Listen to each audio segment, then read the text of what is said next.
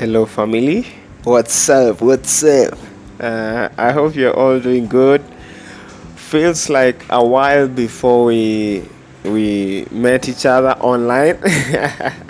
Anyway, I am your host Jephthah Okech Malela, and if it is your first time on the Pieces of My African Soul podcast, feel welcome, welcome, welcome, welcome. And I'm giving a shout out to those who've listened in from the first episode till now, and those who are joining in, a shout out to you. Thank you for coming in to just take your time to listen to my experiences, to my stories. It means a lot. And if you ever need to get a shout out specifically, reach out to me on my socials. Just send me a voice message and be sure that I will give you a shout out. So yes, I am doing well this fine Saturday. I am recording this on a Saturday evening, and I am somewhere in Nairobi. Yes, life is as it is every day, but as usual, I am positive all the way. Life changes, but my positivity is something I decide. So yes, I have decided to keep it positive. And I hope you are too, despite all the challenges that are unique to each and every one of us.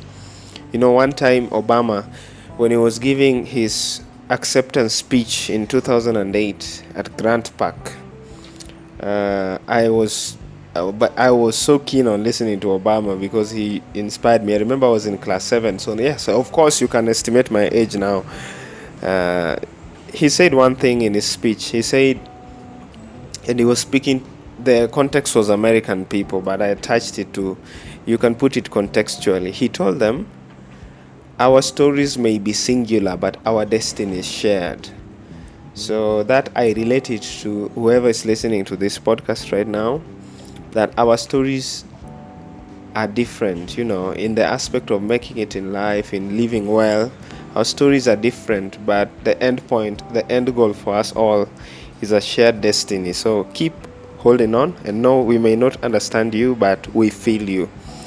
So yes, I am continuing the second part of my journey to Uganda for the second time, because you remember in that other podcast, I had given the first time I went to Uganda. Now this is the second time, and I was picking it up when I arrived in Kampala. So yes, I arrived and I settled in. So the next morning, I left the Airbnb and took an Uber to Makerere. So Makerere is not as far from where I was staying, and this time we struck a conversation with a lady who was driving the Uber. And I always love striking conversations with Uber people because they're super interesting people. They hold so much stories. So many stories they hold because they interact with different people, so it gives them a different experience all the time. So if you get the chance to tap into their stories, it is always interesting. Anyway, she was a Muslim woman, and I didn't want to assume that at first because of her dressing. But then she affirmed that when we did exchange pleasantries. And I told her about how I was interested in studying at Makerere. And she happened to be an alumni of Makerere. And I was like, oh, is it alumni or alumnus? I'm not even sure. Okay.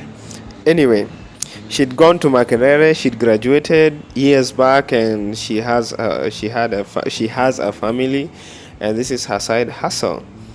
So she did not discourage me. She told me how good Makerere was, and she was keen on knowing why because I told her this was going to be my second degree, and she was like, why not go to Masters Direct, and everything. So it was just exchanging pleasantries. So she was a perfect person to take me to Makerere, because we got to the gate and she took me all the way in, up to the administration block where I was to inquire and know about registration. So she led me there.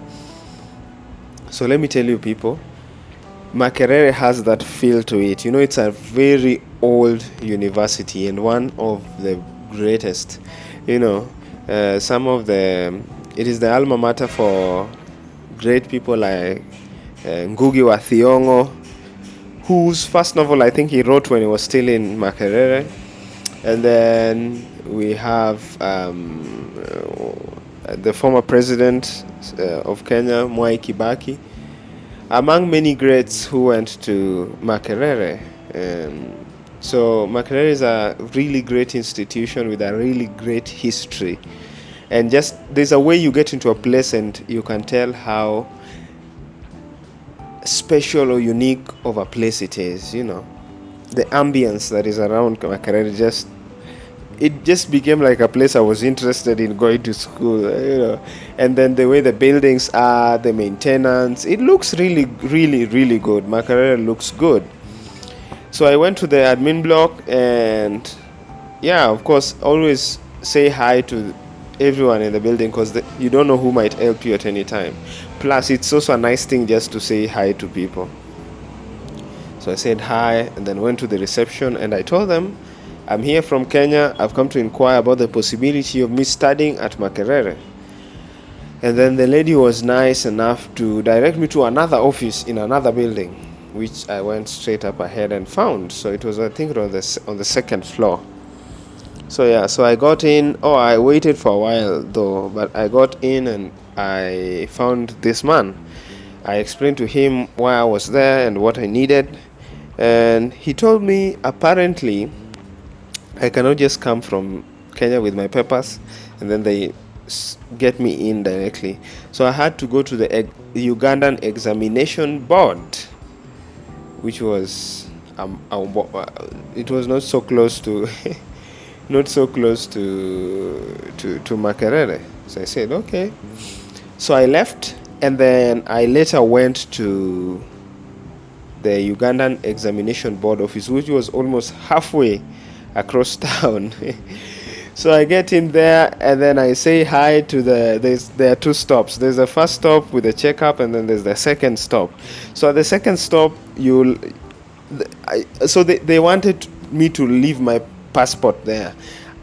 I learned this. It's not always good to leave your passports unless it is a very trustable government office, or unless you really, really have to, because passports are very intimate things and they can be used for a lot of things. So don't be in the habit of, hey, we need you to leave your passport, and then you're like, boom, here's my passport. Protest as much as you can.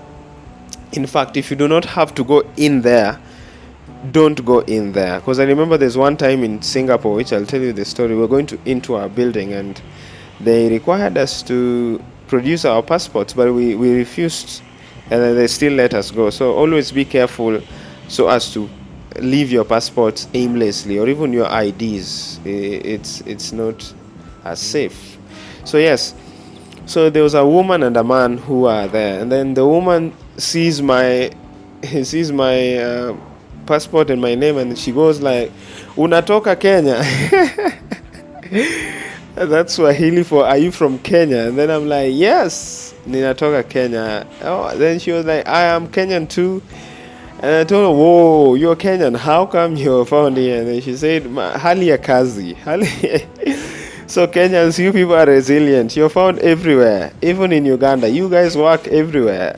Is there a place you cannot be found? And she blended in so much, I would never have known or guessed, because So yeah, anyway, it was, as usual, when you find your country person somewhere, it's always just nice to get acquainted. So of course we got acquainted, and she directed me to the office I was supposed to go to. So I go in there and I tell them what I'm there for, and then to my shock, and I'd carried all papers they needed. They told me, we cannot help you. You have to go and get authorized by the Kenya National Examination Board, and then you come to the Uganda National Examination Board, and that's when you can go into Makerere. Watu wangu nilichoka. Hao watu wameanza kunizungusha. Anyway, I got down there, disappointed of course, and left. The only good thing about so the only beautiful thing about my travels across Kampala, and the only thing that gave me hope or fulfilled me was the fact that I got to tour a bit of Kampala and so different places. So yes, and my Uber people are always gracious enough to tell me about places and people and the history and anything that I needed to know. So yeah, so I left, and then I decided to go to Acacia Mall. So Acacia Mall was not far from my Airbnb, but because now I had gotten done even quicker than I anticipated, I decided I was not going back to just sit or even watch movies or do something like that, but I decided to go to the mall and just check out and see. So of course I had not traveled. I am not rich, so I did not have the cash or anything to shop. But I just said, let me just go and check it out. So the Uber guy dropped me off at Acacia Mall. So guys, Acacia Mall is grand. It is grand, my people. It is very grand. It's somewhat close to Thika Road Mall. If you have been to Thika Road Mall in Nairobi, then you can have a mental picture of how the Acacia Mall is. And actually, I have shared pictures of Acacia Mall on my Google local guides, because I'm a Google local guide, and I think it has gotten over 2,000 views since I posted it. So I've gone to the rooftop and parts of the Acacia Mall, and you can check it out on Google local guides. Maybe you'll stumble upon one of the pictures I posted on my Oppo phone. So yeah, so I walk in, of course, standard security, and then the ground floor is mostly shops and supermarkets, and then the second floor is more shops, and then there's an eating area. I think it's 3 floors if I'm not wrong. There's a eating space, just like Thika Road Mall. So there are shops that are aligned to the side, and then the middle area is like a sitting area where after you get your meals, you can eat it. It's an open space as long as you buy food, and then you can sit there. So first off, I went, because I was really hungry, I went to the eating area, and then I looked around. There were Indian places, the local places, the Korean, if I'm not wrong. I think there was a place for Korean meals and all. So guys, when you're hungry and you need to eat immediately, it's not always a good time to try out new stuff. Chukua kile umezoea and rarua, eat it. So I went straight for I wanted local meals, but I didn't find it ready at the moment. So I went for fast food. So I took a burger, and then I took fries, and I took Pepsi as usual. Mimi na Pepsi, we are on one side. So yeah, so I sat there all by myself, because that place was literally almost empty at that time. Then I ate, and then after that I went to the rooftop. I took pictures, checked the area, got captivated by the view, the beautiful view. And then I now moved to go and look for a SIM card, because I remember when my friend Evariste from Burundi was coming to Kenya, he was able to get a Kenyan SIM card using his passport. Nowadays it's much easier. So I walked into an MTN shop within the mall, and they were gracious enough to guide me, and with my passport I was able to get a Ugandan SIM card. So guys, Kenyans, you should know how free you guys are. I'm sure nowadays you see Safaricom texting something like a small piece of the airtime you get into your phone goes into tax, but it's not a huge margin. It's the standard tax. But Ugandans really pay. You cannot use the internet before you pay for the internet tax. These guys pay that tax, and even as a foreigner I had to pay that tax so as to access the internet services. So of course, yeah, so I have a Ugandan line. It is still active, it is still being used. I try to just get it working once in a while so that it doesn't become deactivated, because I will want to use it going back to Uganda the next time. So yeah, so MTN really, plus I really love their shop. It looks nice, their theme color is yellow, so the interior design was well done. Anyway, after I'd gotten done, I walked across the supermarket, checked out stuff, and then I found a Carrefour supermarket on the ground floor. So I just went in to see if anything was different from our Carrefour, but anyway, it's the same old. So yeah, I walked in different other places. There were restaurants across the mall, just a road divided the place. Chain of restaurants, you could get roast meat, other things, and then I walked in there, checked it out, and yeah, when it was time to go home, I went home, which is the Airbnb. So it was just about 5-minute drive from Acacia Mall to the Airbnb. So yeah, so I went back there, and then I was meant to travel that evening. So when I went back, I just rested for a bit, and then I packed, and then I had to check out because I just didn't want to leave my things, so I continue paying every day because I was going to stay in northern Uganda for a bit, for about 3 days. Yeah, so I packed, checked out, and then my bus was leaving at about 8:30, thereabouts.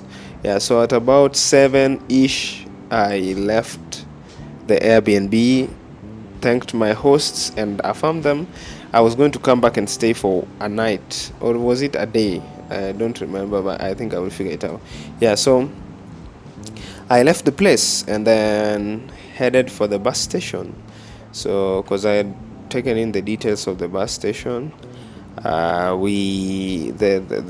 Uber driver got me there on time, and then I had to sit it out. So yeah, so I sat at the bus station waiting for my bus, and then one of my friends whom I had never met in person, by the name Tracy, who was within the city at that time, she was gracious enough to just come down to the bus station and say hi. It was our first meeting, so it was really nice because I had got to know her through my friend Sheila, and we'd been in contact, Sheila, Tracy, and so it was just a good time to meet up because I don't think I was ever going to get another time to see her. So it was really nice to meet Tracy, and with her amazing accent. She's a beautiful lady, people. So Ugandan ladies are really pretty, and they have this awesome accent. And they say Ugandans claim that they speak better English than we do, which is weird because we were both colonized, though they were not. They were technically, Uganda was a protectorate and we were a colony. I'm giving you guys homework to go and check out the differences between a protectorate and a colony. Yeah, so anyway, that's a petty battle we usually have because it doesn't matter anyway, but it's just, English is it's not as complex a language as our native languages. So anyway, I met Tracy, and then she said hi because she was at their church is within the city, and she was in for a service. So after the service, she came down, said hi, we talked for a bit, and then it was time for me to leave now. So I got into the bus. It's called Nile Express. If I am not wrong, that bus is called Nile Express. So I have to say this, Kenyan bus services are good and all, and you'll find really nice services, but this for me, I because it was the cheapest option. I expected to be a standard bus, but Nile Express was really good, my people. It was good, and they have this culture where before the bus goes, you feel like it's a house. The conductor comes in, checks if everyone is seated, and then asks one person to pray, which in Kenya you'd never do that. Our matatu culture is totally different. So someone prayed for us, and then the driver was given a go-ahead, and we left Kampala. So I traveled overnight. So of course there was not a lot to see, but the seats were comfortable.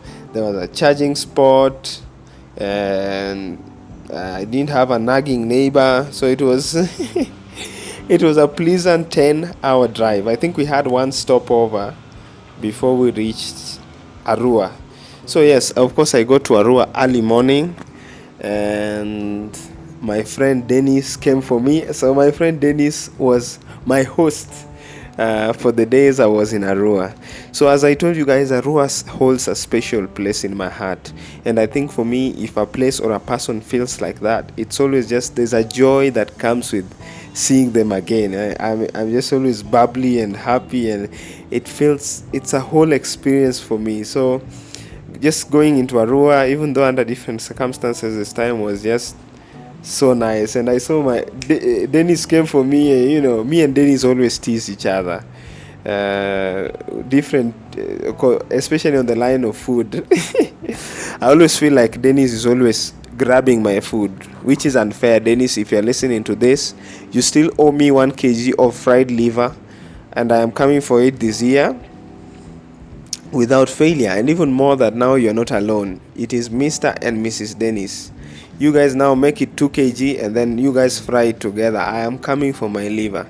Anyway, Dennis came for me on his bike, and bikes are the easiest mode of transportation anywhere in Uganda. So we get to his place, and then that day I think he left me home on the first day. He left me home because I needed to rest. But staying with Dennis was a really nice experience. He was a bachelor at that time. He's married now. I think I was really well fed, coming to think of it. I was really, really, really well fed and taken care of. And we got to bond with the neighbors, because he has these amazing neighbors, the neighbors with kids, So it was really nice just to catch up with them. And they were fascinated by the fact that I was from Kenya, which is a nice thing, as opposed to how people always wait for people to come from outside Africa for them to welcome them well and be cheerful about it. But anyway, Dennis's neighbors were good people. I think they made me a meal once, which was really nice. So the second day we went into the office where Dennis works. So Dennis volunteers with Peer Servants, the same way I am. If you do not know Peer Servants, in my previous podcasts I have explained it is an organization that I volunteer with. So Peer Servants, as I told you, it works in different countries. So in Uganda they partner with an organization called KAFEK. So KAFEK is a microfinance, Christian microfinance, that is found in northern Uganda, which is Arua. And it is a very big organization, thinking of it. It provides loans to its clients, it supports the community, it educates young people. It's a really huge organization. So this is the connection I had with Dennis, and of course now I knew people because it was my second time in Uganda. It was not like we were getting to know each other for the first time. We were now just catching up as old buddies. So we went into the office, and it was just nice to see the whole office. So they gave me tea, and because we went in the morning, they usually have fellowship. So we sang hymns, and then we prayed together. And then the leader, who is called Patrick Obiga, was gracious enough to sit down with me, and we caught up about different stories, politics. We talked about politics in Uganda, politics in Kenya. I usually really enjoy talking, especially to people older than me, and engaging them, especially asking them questions and hearing them answer. So doing less talking, unless you really have to, because talking is tempting. So yeah, it was really nice catching up with them. Then later in the day, my friend Pamela came to the office to say hi. It was really nice seeing her. And then later we were joined by another friend of mine called Gift. So Gift, you will hear about him in later podcasts, because we have done a bit of traveling with him. We were with him in Philippines and Singapore for Peer Servant trips. And I think Gift is especially a special young man, because he's very talented. He's a polymath. This guy can, and most of the Ugandan folk are super talented. He can dance, he can sing, he's a photographer, he's a video editor, he can paint, he can weave, he can mold. This guy is so talented. Alongside the whole of Peer Teens Uganda. So yeah, so that afternoon the plan was I was to leave Dennis, and then we were going to go with the boys for an AIDS HIV did I say HIV AIDS? Anyway, we were to go for an HIV AIDS exhibition in town later that day. So yeah, I think the time came, and Gift and I left. So we were supposed to meet up with Eric, who is another friend of mine. Eric, my fellow Flakito friend, my fellow Slim Gang. We are in the Slim Gang together with with Eric, and then Mika was also joining us. Mika was there, and then another friend of us called Moses, who I was meeting for the first time. So the exhibition was in town. So just to give you a background, if you do not know, there's a history of HIV/AIDS pandemic and Uganda. Uganda was really affected by the HIV/AIDS pandemic, and I think even now there's a way they're still trying to recover from that pandemic. At that time, it was a pandemic because of the way it killed many people. But now, there's the ARVs and all, but they still need to address that whole issue. So yes, so we met up with these guys. As usual, it was really nice catching up with these people, teasing each other and all. So just to give you a background, Eric is a talented and amazing singer. Eric, this is the last time I'm complimenting you, brother. Anyway, Eric is a talented singer. He stayed in Kenya when he was young. They stayed in Kenya for a while. So of course he speaks fluent Swahili. He speaks French for a bit. He speaks Lugbara and he speaks English. So he's multilingual. And then he can sing, he can dance, he can rap, he can play the guitar. Mika is a rapper, and you should check him out. Mika is a great rapper. His group is called NRA. So Mika is a great, super talented rapper. And then Moses was also with us. So Moses, he is supposed to be Luo and we're supposed to understand each other, but he's traveled so much growing up that he does not speak his native language. And then another person who joined us was Eric's girlfriend. So the exhibition was visual mostly. Yeah, so there were paintings there, and then there were carvings, and there were pictorials just showing the history of the HIV/AIDS pandemic in Uganda. And there were true stories, statistics about how HIV/AIDS ravaged the country. So what specifically caught my attention was the story of a great musician, Ugandan musician called Philip Lutaya. If you have time, you can look him up. It was a documentary about him. So Philip Lutaya was a very talented Ugandan musician, and touring the world, going around, and he was very successful.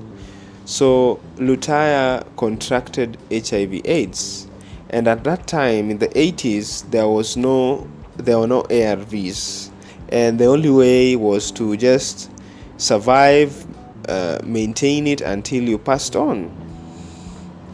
And Lutaya knew this. So Lutaya ended up being like one of the foremost ambassadors for HIV.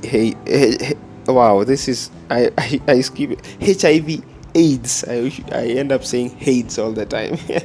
So yes, so Lutaya was one of the foremost ambassadors for HIV/AIDS, and in his last days he was in Sweden, if I'm not wrong, and it is there that he got medication. In the documentary you can see how the transformation, like from the healthy him and to the dying him.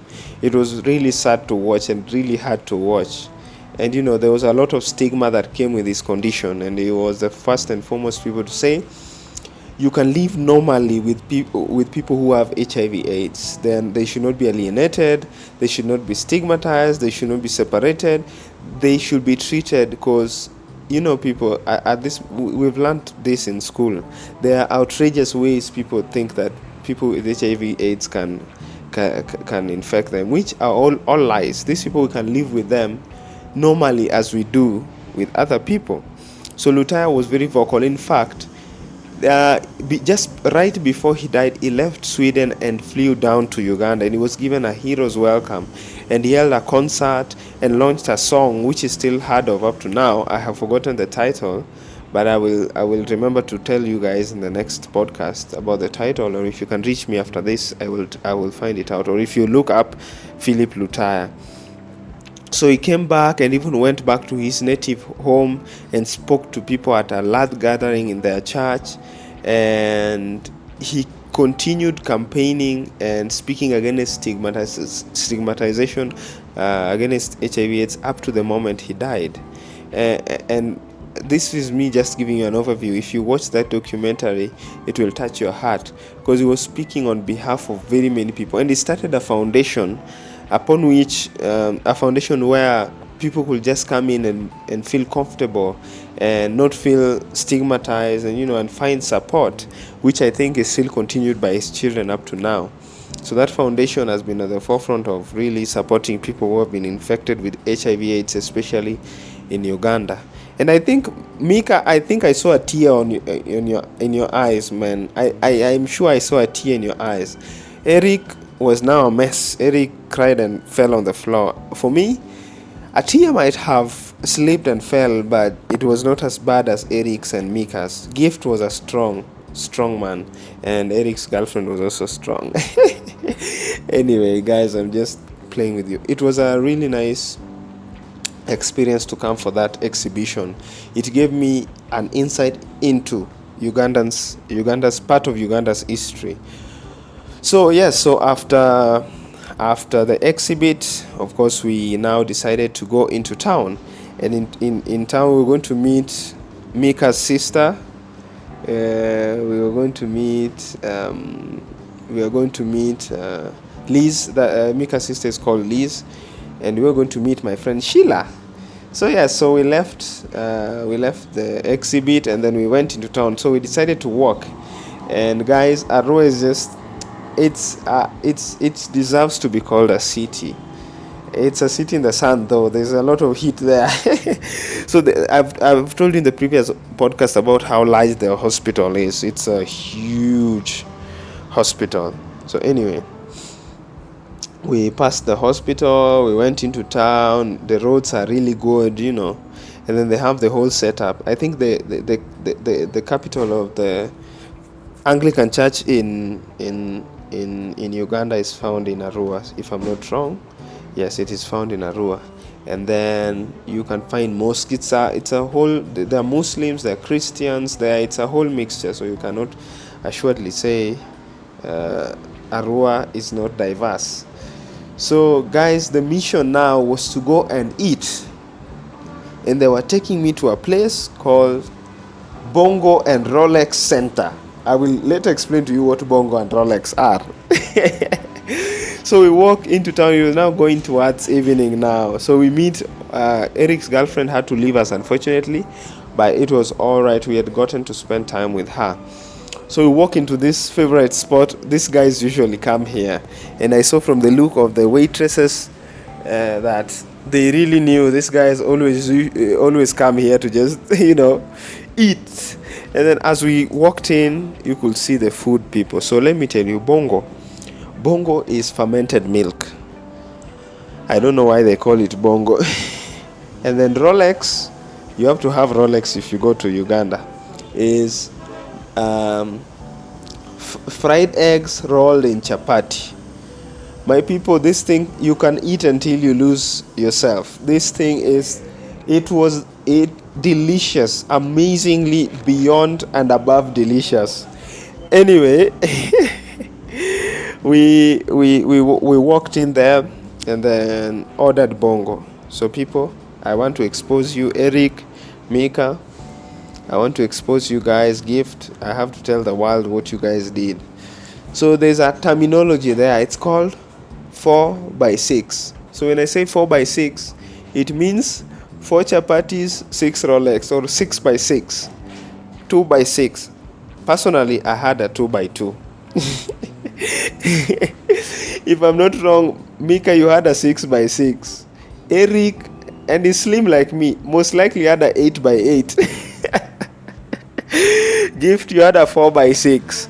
Yeah, so anyway, we sat there, and it really nice having that meal, having that. I'd never taken the combination of fermented milk and chapati with fried eggs, so it was a really nice, fulfilling moment there. So Sheila joined us, and we were really happy to see Sheila. That means I had not seen her in a year, and Sheila is very sweet. She brought me yogurt. She brought me chocolates, and that was really sweet of her. So guys, if you want to be sweet to me next time we meet, just bring me a gift of food, especially sweet food. You'll be my favorite human being. Anyway, it was just a nice time of catching up with friends and laughing and teasing each other, doing Uganda and Kenyan comparisons in a teasing way. No hate people there. It's just good to tease each other. Just a good old African fashioned way of catching up. And then darkness came, and Dennis was on time. He came to pick me because we had to go over to the other side of town where he lived. It was quite a distance, so he had to pick me. So saying goodbyes to my guys was really, really painful. But anyway, when the time came, Dennis came for me, and we said our goodbyes, and I left. And then I was in luck. So as I told you, I met Mika's sister, the lovely Liz. So it happened that the next day was Liz's birthday. So yes, my people, I just came to Arua at the right time. I always arrived at the right time. So each and every day that I was in Arua, there's no day I missed an activity. So the next day, it was Liz's birthday, and we went to this nice, really good restaurant. So there we were, a bunch of us, and I was meeting some people for the first time, aside from those who I knew. And then I was seeing Emmanuel, who is Gift's little brother. So it was just a nice gathering of folks, and we had a good time as usual. We sang her, and then we had pizza, and then we had cake, and it was really nice catching up and all. So that was the next activity that I took part in Arua, and then I had to say goodbye again. And then the next thing that I took part in was a sleepover. So this sleepover was especially nice because now it was boys only sleepover, and it was happening at Gift's place, because I had never been to their place for the 2 times I had been to Uganda. So we were there, Eric, me, Mika, and Moses was there, and Gift was there, of course, and Gift's little brother Emma was there, and I got the chance to meet Gift's mom and sister, and it was really nice to be at Gift's place. And then one of their friends who produces songs for Mika and Kion, who are the members of the NRA. The group is called NRA. I met the producer. He's such a cool guy, I must say. We have cool people in Uganda, from the way he talks, he dresses, the way he carries himself. It was really nice. So you are wondering, what did we do the whole night when we met? We danced, we ate, we had tea, we made noise, we watched a movie.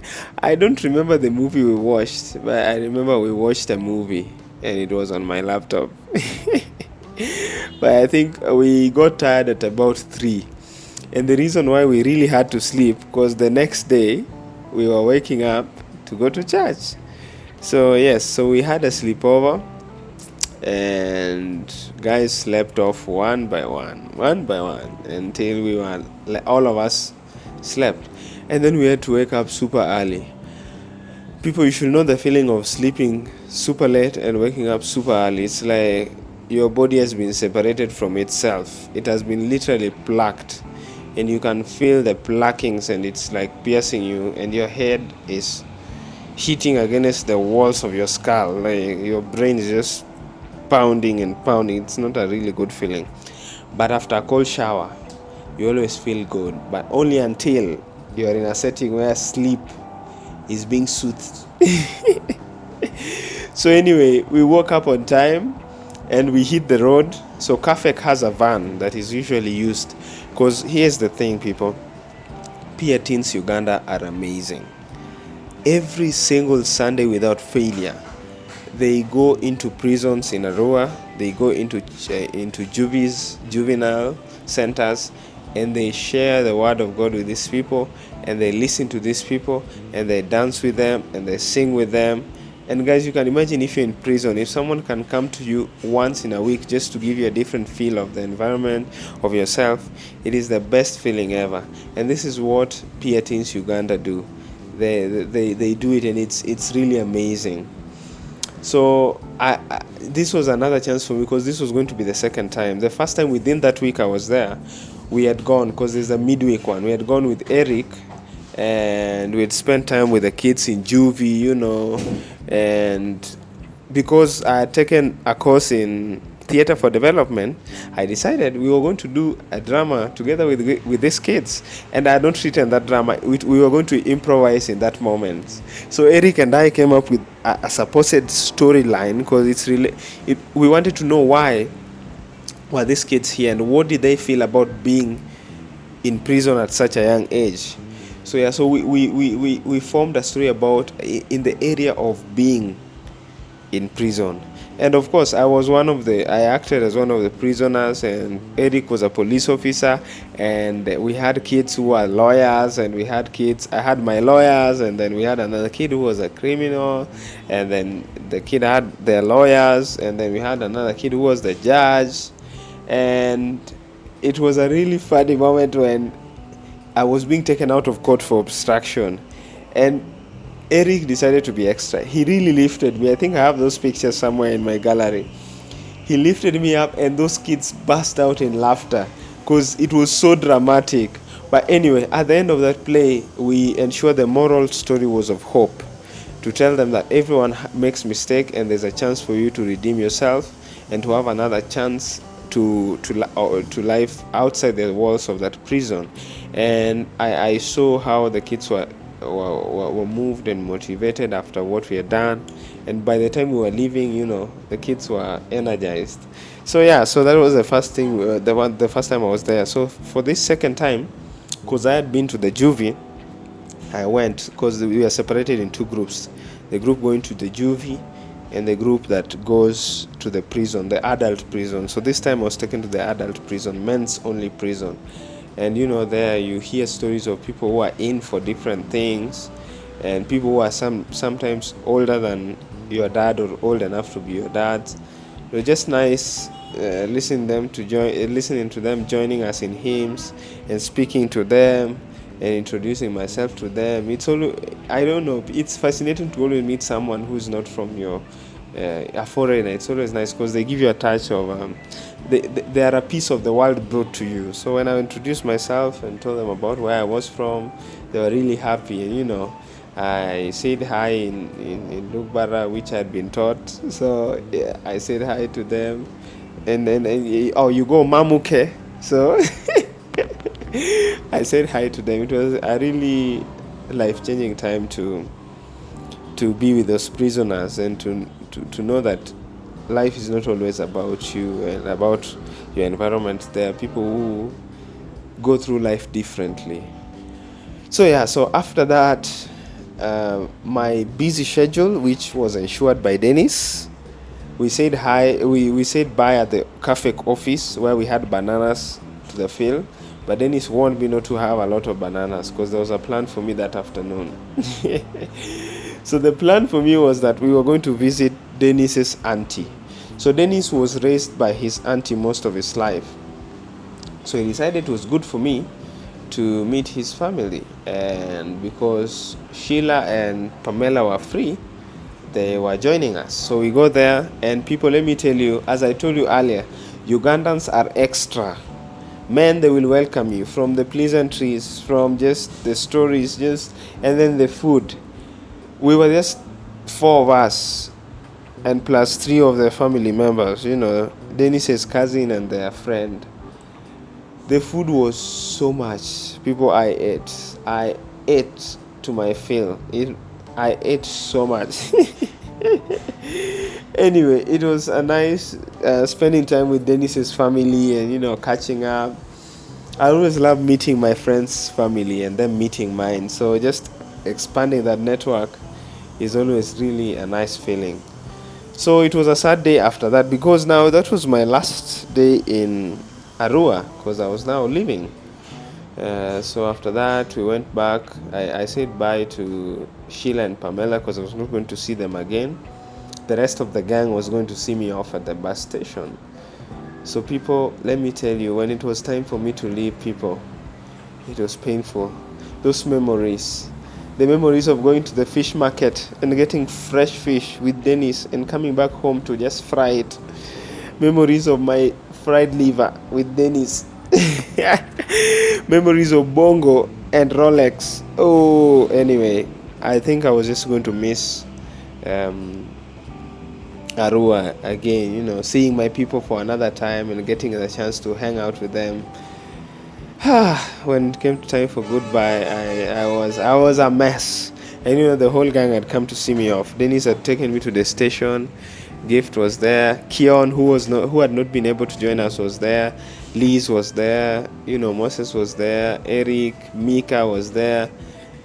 And people, goodbyes are the hardest thing. But anyway, I had to do it. So yes. So I said goodbye. And my bus was there on time without even a delay. And yeah, I left Arua. I travel at night. I travel overnight again. And painful. And by morning, I was in Kampala. Yes, I was in Kampala again.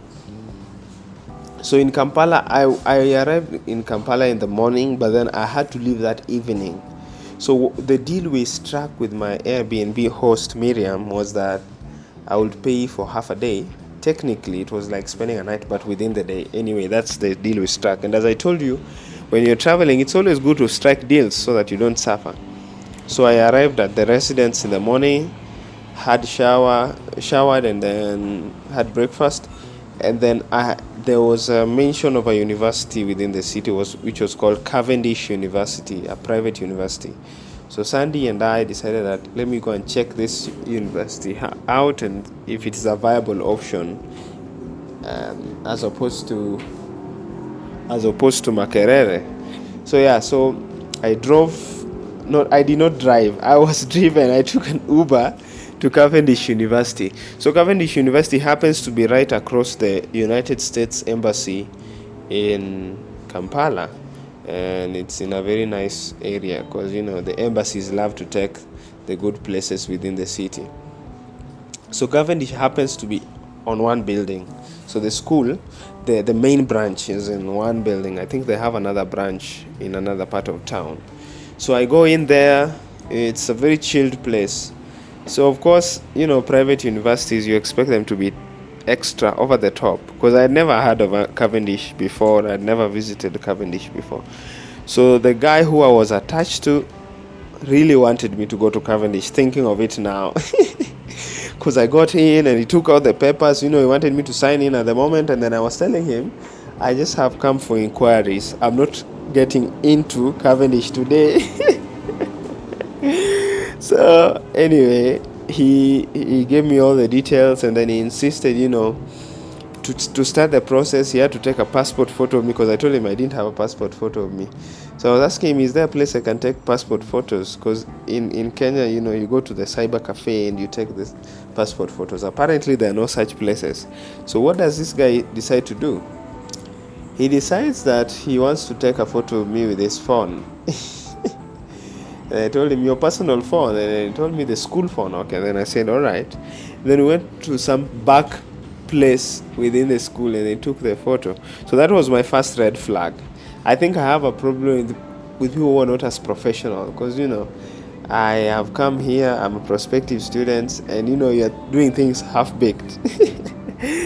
I will not mention names or anything, but I think it was a flag for me. And then I told him, okay, then we'll keep in touch. He took my number, and then of course he said he'll keep in touch. He took my number, he took my email, and that is how I left Cavendish and went back to my Airbnb. So on this last day, I decided I was not going to move around or do anything like that. I just wanted to chill, maybe watch a movie, eat, and wait to leave Kampala that evening. So what I did, as usual, Easy Coach you can book online, either through Bupas or if you have the Easy Coach app. And I decided I was not going back to Kenya with modern costs. I decided I was going to take Easy Coach, and Easy Coach has their booking office is at a better place, as I came to find out, in Kampala. And Easy Coach have done a good job in sheltering their customers. If you have a delayed bus, or if you arrive early, you can chill there and before your bus comes. So I left the Airbnb late. That was my first mistake. So this Uber guy tells me, I was so lucky to find someone who knows Kampala. He tells me I should have left earlier. And then I'm checking the time, and then my bus is supposed to leave at 8:30. And by the time he gets to me, and by the time we leave, it's almost something like 7:10. And then told me like 30 minutes we hope will be enough to get there because of traffic jam. But thankfully he knew how to maneuver the places and and everything, and he got me to the bus station on time. And lucky for me, the bus that was taking us back to Kenya, I don't know where it was parked or anything, but it did not arrive at exactly the time we were supposed to leave. So I checked everything, waited for the bus, put in my luggage, and boom, we left. So going back into Kenya, it's technically the same process. You go through Ugandan immigration, you go through Kenyan immigration, and then you go back to your bus and leave. Your luggage, I don't know what they do to the luggage, but I assume they check the bus too. So this time my journey was not as long. I think it was I took about 6 hours at most from, almost, how long was it? I think almost 7 hours or 6 hours for me to get to Kisumu, because I went through Kisumu. So I was going to go from Kampala to Busia to Kisumu to Homa Bay. So I got to Kisumu almost, it wasn't done yet, so I had to wait. So I sat there at the booking office until it was almost done, and then I took a tuk-tuk from the booking office, went to the public bus park, and I took my ride to Homa Bay. And boom, I was back in Kenya. So the reason why I was lucky to be back, I think a day or two after I had left Uganda, the borders were closed. Not that I'm complaining, but that would have meant that I would have been in Uganda for close to 8 months straight. Yes, without coming home. And as much as I love my Aruan people, and I love being in Uganda and all, it would have been really tough to be away from the family. And I want to give a shout out to my friend Evariste, who is from Burundi. He came to Kenya. He came to school to Kenya in January of last year, and actually left in November. Was it November? Yes, he left in November of last year. So all those months he stayed in Kenya without going back home, because of the pandemic and because the borders were closed. So the pandemic really changed the dynamics of a lot of things. But for me, it was about 2 days before the borders were closed. So I just escaped by a whisker. Anyway, my second time in Uganda was amazing. And if you ask me if I want to go back there anytime, even now, just give me a call and we'll go back. And plus now I feel like I know Kampala. I'm there 2 minutes and I already feel like I know it. But I think it's not a hard city to navigate, and there are lots of things to see. I just saw a tiny bit of Kampala, and plus now I just feel confident enough that I can go to Kampala, and I can go to the north by myself. People, traveling is not as hard. Even traveling by yourself, just be open to people, be open to places, and you'll always just find help. You'll always find experiences, and you'll find places, people to see, and places to go. So fam, thank you so much for tuning in, and it was really nice you guys listening to my story, and we'll continue this travel series. So stay tuned, beware, we will continue with this travel series. Until next time, people, adios. See you, people. Thank you for tuning in.